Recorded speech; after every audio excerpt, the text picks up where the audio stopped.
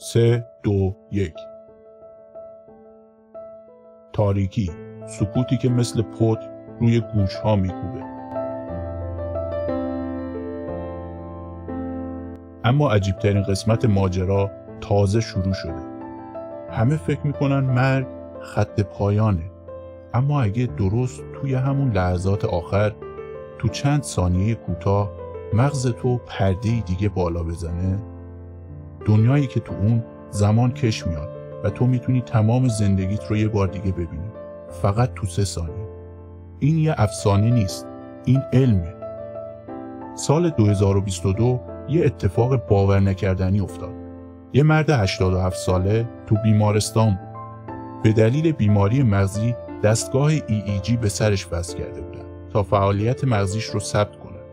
اما کسی نمیدونست که تو چند لحظه بعد دچار ایست قلبی میشه و پزشکا برای اولین بار تو تاریخ فعالیت مغزی انسان رو دقیقاً تو لحظه مرگ ثبت میکنه. اون چی که دیدن باور نکردنی بود.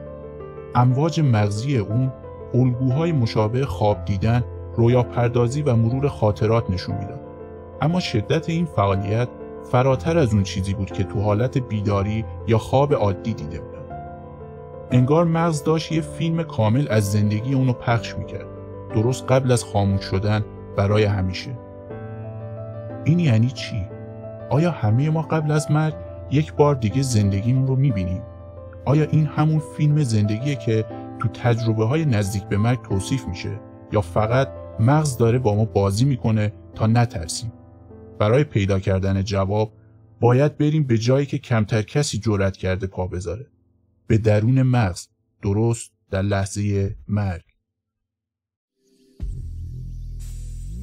وقتی قلب از کار میفته، جریان خون به مغز قطع میشه.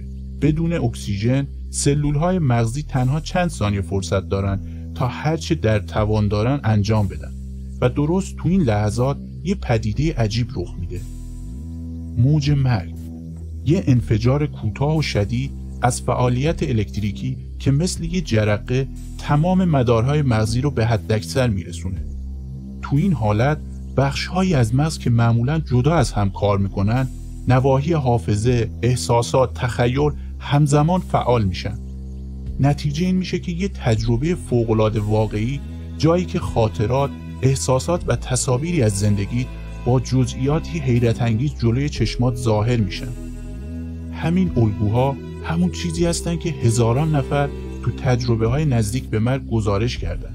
حس شناور شدن بالای بدن، دیدن نور درخشان تو انتهای تونل، دیدار دوباره با عزیزان از دست رفته. دانش امروز میگه اینا نتیجه فعال شدن همزمان بخش‌های خاصی از مغز تو لحظه موج مرگه.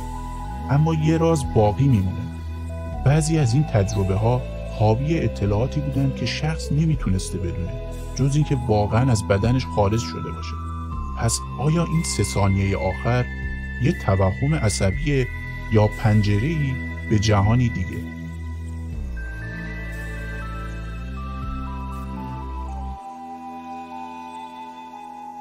حالا میخوایم ببینیم دقیقاً ثانیه به ثانیه تو این سفر مغزی چه اتفاقی میفته و چرا ممکنه این 3 ثانیه طولانی ترین تجربه زندگی تو باشه. قلب متوقف شد. تو این لحظه بدن تو از نظر پزشکی مرده است، اما مغز هنوز خاموش نشده. با قطع جریان خون سطح اکسیژن تو مغز شروع به افت میکنه. سلولهای عصبی به حالت هشدار میرن.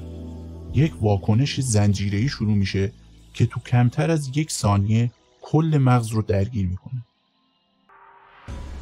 تو اولین ثانیه سیستم لیمبیک یعنی مرکز احساسات و هیپوکامپ یعنی مرکز ذخیره خاطرات ناگهان به شدت فعال میشن.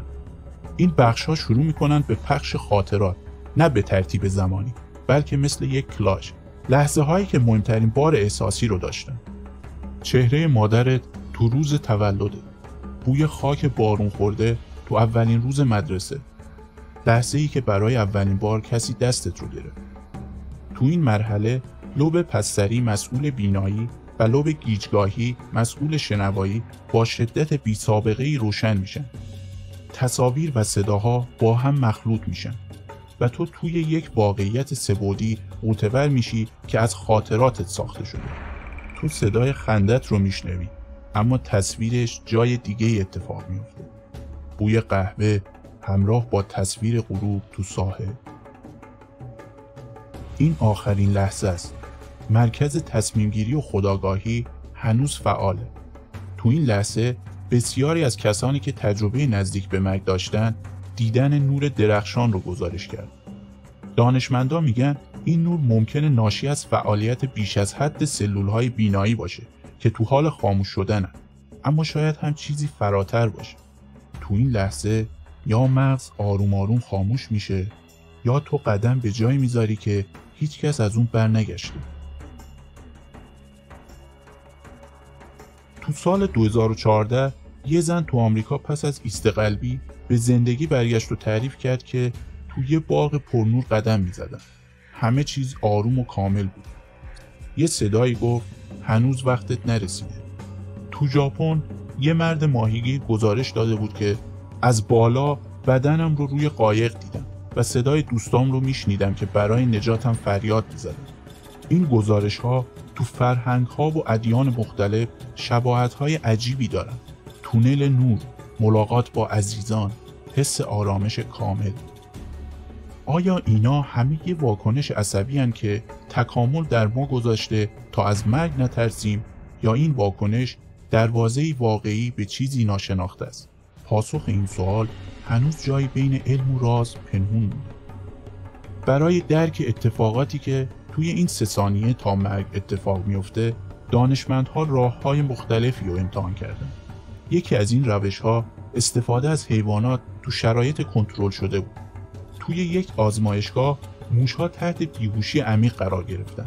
سپس جریان خون اونا رو به مغزشون قطع کردن. نتیجه این شد که امواج مغزی اونا درست قبل از مرگ افزایش ناگهانی شدیدی پیدا کرد.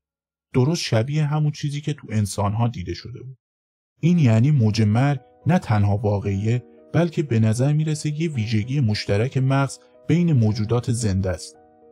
تو پروژه‌های دیگه محققا با تحریک الکتریکی بخش‌هایی از مغز سعی کردن تجربه‌های نزدیک به مرگ رو بازسازی کنن.